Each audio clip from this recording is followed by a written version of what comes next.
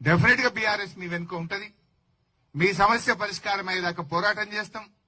రేపు అసెంబ్లీలో కూడా అసెంబ్లీని స్తంభింపజేసైనా ఈ ప్రభుత్వం మెడలు వంచైనా సరే ఈ నిషేధిత భూముల జాబితాను పూర్తిగా తొలగించేదాకా కూడా ఈ రాష్ట్రంలో నష్టపోయిన ప్రజల పక్షాన, రైతుల పక్షాన, అందరి పక్షాన కూడా మేము పోరాడతాం.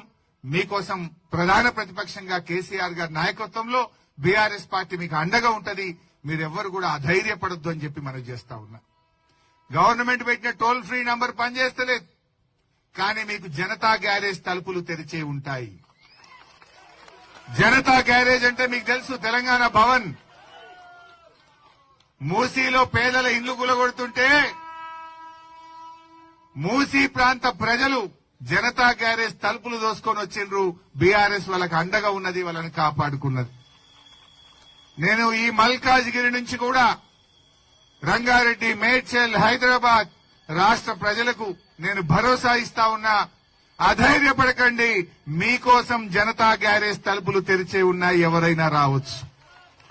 ఎవరికి ఇబ్బంది కలిగినా, ఎవడు మిమ్మల్ని పర్సెంటేజ్ అడిగినా, ఎవడు మిమ్మల్ని భయపెట్టినా, మీ ప్లాట్ ఎవడు కబ్జా పెట్టినా జనతా గ్యారేజ్ మీకోసం రెడీగా ఉన్నది. రండి, మీకు అండగా బీఆర్ఎస్ పార్టీ ఉంటుంది. మిమ్మల్ని మేము కాపాడుకుంటాం. మిమ్మల్ని కాపాడుకునే బాధ్యత బీఆర్ఎస్ పార్టీది. కేసీఆర్ గారు పోరాడి తెలంగాణ తెచ్చిండు. తెలంగాణ ప్రజల కోసం, ఈ రాష్ట్రం కోసం తన ప్రాణాన్ని ఫలంగా పెట్టిన నాయకుడు కేసీఆర్.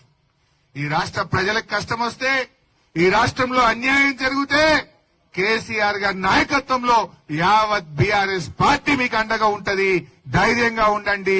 ఏ ఇబ్బంది వచ్చినా నేరుగా మా జనతా గ్యారేజ్ కు, తెలంగాణ భవన్ కు రండి, మా దృష్టికి తీసుకురండి. మీకు అండగా ఉంటాం, మిమ్మల్ని కాపాడుకుంటాం. జై తెలంగాణ.